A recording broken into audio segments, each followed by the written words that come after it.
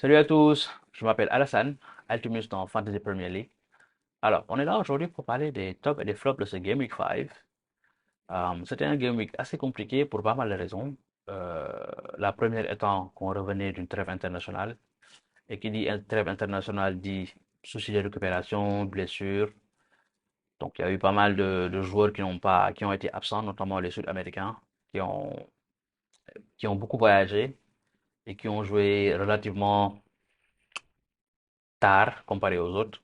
Donc c'était un peu compliqué. Des joueurs comme Estopignan qui n'ont pas pu jouer. Et voilà, ça a influé sur ce game week qui a été globalement assez pauvre en points. On a eu une moyenne, je crois, de 44 points et un maximum de 102. C'était un game week assez compliqué. Et voilà. Bon, ça arrive. Et il y a aussi le fait que les équipes ont joué l'Europe ce début de semaine. Donc il y a eu pas mal de calculs, pas mal de rotations et autres. C'est, voilà, pas mal de roulettes. Voilà.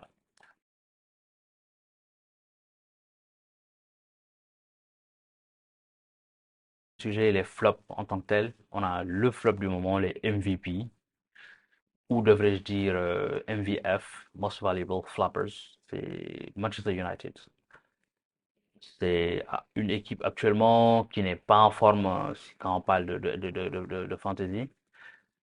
Défensivement déjà, je crois que Onana il a encaissé 7 des 10 tirs qu'il a subis, des 10 derniers tirs qu'il a subis. Donc ça c'est un peu compliqué. Donc défensivement ça va pas. Offensivement non plus ça va pas du tout parce qu'il y a eu des joueurs comme Rashford et Bruno Fernandes qui se posent comme des options premières au budget super cher de Salah. Donc, pas mal de managers ont préféré prendre un Rashford ou un Bruno Fernandes à Salah qui coûte cher, on va le dire. Mais malheureusement, les joueurs de Manchester actuellement, ça va pas. Les supporters non plus, l'entraîneur non plus. Donc, espérons pour eux que ça va aller très bientôt, Inch'Allah. En deuxième lieu, on a les bongomans de Chelsea. Par bongoman de Chelsea, je veux parler de l'attaque de Chelsea, qui est muette depuis un moment, donc c'est un peu compliqué. Défensivement, ça va un peu. Après, ils se sont tapés un clean sheet le match passé, mais bon, on va dire que les possesseurs de Gusso, par exemple, qui fait un bon retour avec son prix. Donc ça, au moins, c'est des points de prix. Après, on a le troisième flop, c'était le top du Game Week passé, c'est Hugminson. Beaucoup de managers, notamment moi, l'ont mis en capitaine au lieu de mettre Haaland ou quelqu'un d'autre. Donc, il nous a sorti un bon vieux blanc. Donc, flop pour Son. Euh,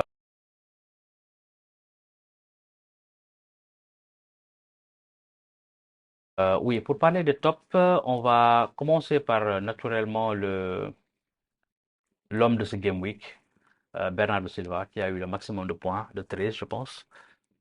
Il s'est tapé un but, une passe et 3 points de bonus, donc 13 points pour Bernardo. Il a fait un très bon match. Après, on a des joueurs comme Trossard qui a marqué l'unique but du match de Arsenal. Donc, il s'est tapé les 3 points de bonus naturellement. On a aussi un autre joueur qu'on ne pensait pas voir, notamment au vu de l'entame de son match. Il s'agit de Andy Robertson de Liverpool. Donc, Liverpool a encaissé assez tôt dans ce match. Donc, on ne pensait pas que un défenseur, notamment avec l'absence de Trent, et au vu de leur prix aussi, c'est un peu compliqué la paire Trent et Robbo. Mais bon, Robbo s'est quand même tiré avec 11 points, avec notamment le but marqué. Il y a eu d'autres joueurs aussi qui font office, on va dire, de différentiel. Bon, on va naturellement parler de Salah et de Alvarez. Salah s'en est tiré avec 10 points, Alvarez, je pense, 9 points.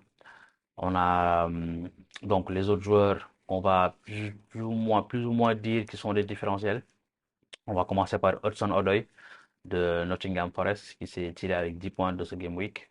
Il y a aussi Hammer de Sheffield, Gustavo Hamaoui, qui s'est trouvé avec, qui s'en est tiré avec 10 points lui aussi. Et il y a aussi Douglas Luiz d'Aston Villa, qui a marqué le dernier but du match et qui s'est retrouvé lui aussi avec 10 points.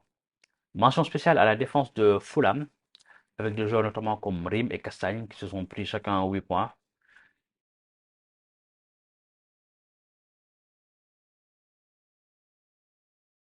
Et on va peut-être faire un petit focus sur les game week à venir, notamment sur Newcastle. avec une défense à surveiller. Des joueurs comme Botman, par exemple, qui s'en est tiré avec 9 points ce Game Week. Et il a un calendrier assez gérable malgré les matchs en Europe. Je crois qu'il joue Sheffield, Burnley, West Ham, Crystal Palace et Wolverhampton coup sur coup. Bon, il y a les matchs en Europe en même temps, mais c'est vraiment des options à observer. On va revenir sur l'homme de ce Game Week qui est Bernardo Silva. On a vu aujourd'hui, après le match de City, qu'il a été sorti assez tôt et qu'il a pas mal, qu'il a pas bien pris.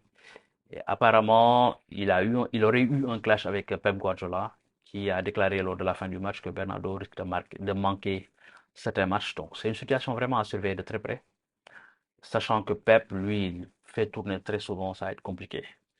On a des coachs aussi comme Arteta qui commencent à faire dans la rotation, notamment au poste de gardien de but.